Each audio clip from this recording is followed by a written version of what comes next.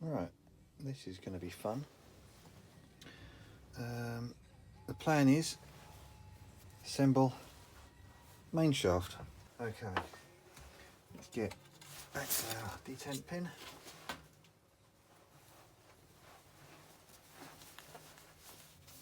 Okay, so teeny tiny pin goes in first. Now you can use engine oil, you can use whatever you like. I've got some engine assembly paste. I like this stuff because it sticks where it is. It won't put oil on there, surely, slowly but surely the oil will trickle out and you'll end up with a dry bearing surface. And when you fill the engine up, it just takes a minute or two for the oil to sort of get in. Over the gear. There we go. A bit of resistance on there because it is quite thick. That's that in. Now I'm going to try and reposition the camera so that you can see this next bit because it is a bit fiddly. There we go. This detent pin. Got a nice little notch there. You push it in with a pin. It slips behind this collar and it sits in a groove. So once it's behind the collar, it's behind a tooth. You can then turn it round, half a tooth. It pops out into one of these little gaps and locks it, and it can't go on and it can't go off. So I've got a very, very specific tool for this job. I'm sure there is a special tool. I'm a special tool. Sometimes use your little screwdriver, push the detent pin back. It's a bit fiddly, but sometimes you have to have a little point, a little wiggle. There we go. It's gone down, and now that little detent pin, oh, if you can see it, let's see. The detent pin is sitting right behind that tooth there. Now, if I can do this with one hand, let's get me a little screwdriver. I'm now going to push this round. Let's see if I can pull it round this way. And you should be able to see then the detent pin pop out. Go on. There you go. The detent pin now popped out. That gear ain't going nowhere. And that's how it fits on. Easy peasy. Right, next one to do is take this out, spin it round. This end goes in the vise. I'm going to put sitting gear on. Similar setup on this. You've got your running surface, you've got a hole, but on this, the hole goes all the way through to the other side, as you can see through there. Oh, if it'll focus. There we are. So the hole goes all the way through, and you've got a spring and a detent pin at both ends that lock out into two teeth to make it really, really fiddly. There we go. Okay, that one won't quite go in right now, but I will do. I'll get it in there. This one goes through the hole. Let's see if we can focus that down there. There we go. That goes through there. Now this one definitely needs to be put on first. It needs to be split to go over the splines for the selector. Okay. Spun around. We've got plenty of lube over there.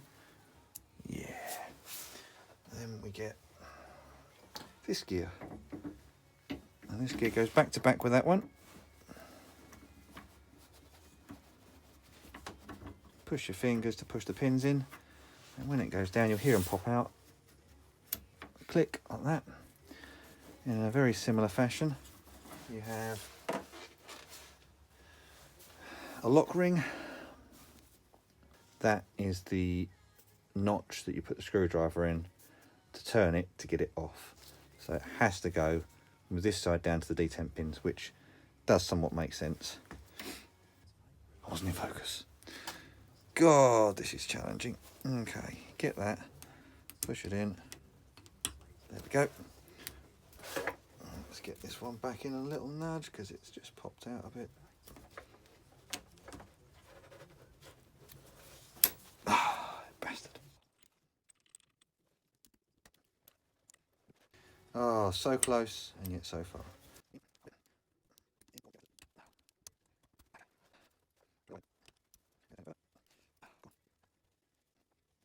That's it. There we go. Thought it was sitting most of the way in. It just wouldn't go. Okay, let's see if we can view the miracle like last time. That is possibly the worst bit about putting the gearbox together. Okay, let's get the camera in here.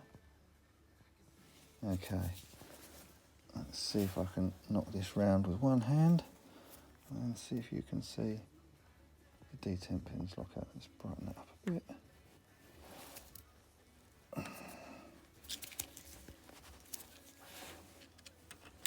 One way or other. There it goes. Oh, did you see it? That one's there, and then the second one clicks in. So one locks out there, tooth can't move. The other one locks out on the other side. Right. These are your synchro cones.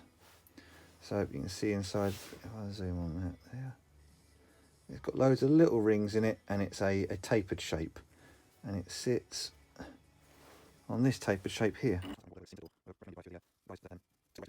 These dog rings, oh, I'll find a way to get it on.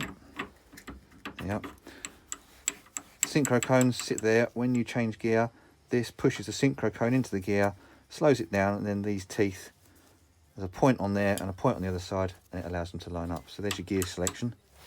Reassembled, back together. You can see there's a little gap here where the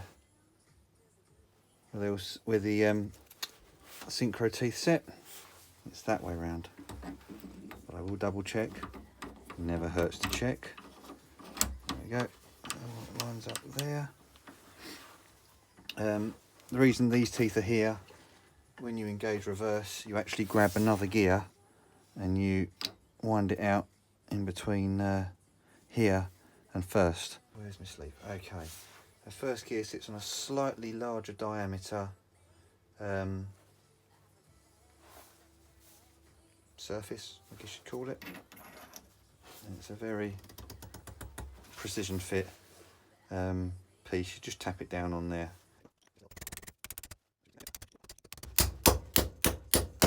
You can hear that's down, the sound has changed. Get some more. There you go. Lovely.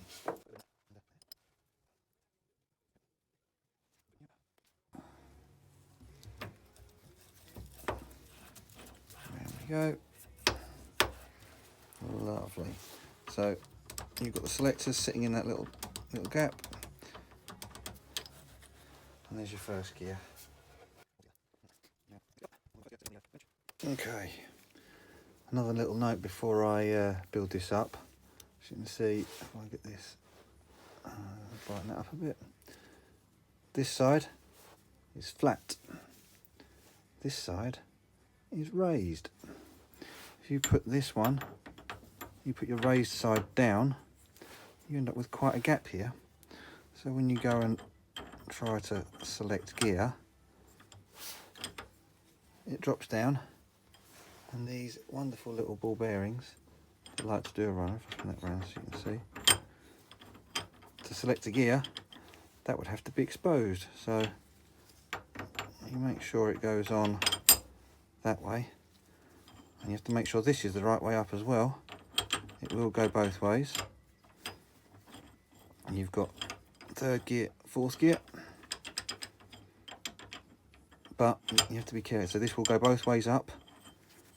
If you've got it the wrong way up when you build it, you won't get your gear selectors working properly. You have to take it all back out again. Or you'll know as soon as you try and put the main shaft in, because nothing will line up. But it is a fiddle to do, so it's always worth making sure it's right before you start. So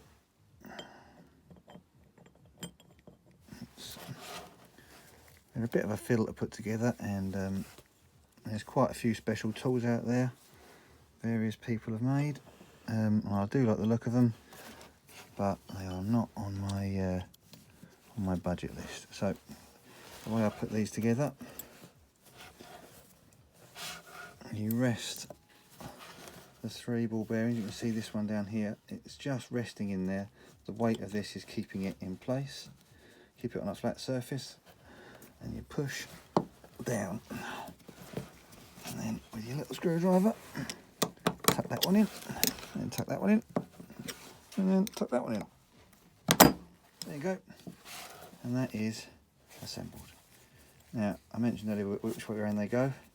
You've got this raised cone, and you've got the big flat. That is the way round it goes. So this thing goes back on your gear. If I unhitch this, this thing goes and sits on here. We've got a synchro cone on there. No, let's get the synchro. There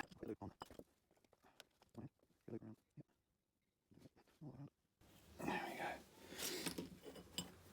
We'll put our cone on. There we go, nicely coated. And we put a selector on. There we go, and we can. Yeah. You know what? With my luck this evening, I won't push that down and make sure it engages. I'll try that when I've got 2 hands and maybe the camera back on the stand. So yeah, then you're on this nose here, you have a bearing, and then you have the bottom drop gear. This pokes. Bottom drop gear sits on here, and this is your primary. Is it first motion gear? So yeah, your bottom drop gear sits on there, big bearing, and then this gear starts transferring through the others. Now I'll put this on a stand, and then we'll go through how the gearbox works.